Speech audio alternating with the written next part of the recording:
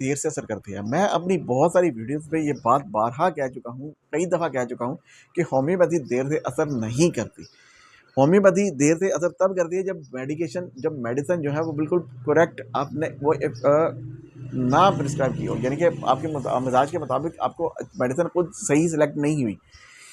Homeopathy जो है अगर मेडिसिन सही सेलेक्ट हो तो उसमें 2 से 4 खुराकें, 5 खुराकें ही बाद उसका इम्यून सिस्टम इतना बेहतर कर देती हैं कि वो उसमें उसको बेहतर उसको शफ़ायाबी की तरफ लेना शुरू करते हैं। 1 आधे दिन में, 2 दिन में ही उसको फ़र्क पड़ना शुरू हो जाता है। चलो, बहुत सारे लोगों का ये कांसेप्ट भी है कि होम्योपैथी जो है वो उसमें ये देखें अलामात के ऊपर इलाज कर दिया, लेकिन इसमें पैथोलॉजी या फिजियोलॉजी या एनाटॉमी को नहीं देखा जाता। ये या इसमें टेस्ट नहीं करवाए जाते। ये देखें एनाटॉमी, फिजियोलॉजी, पैथोलॉजी इसके बगैर तो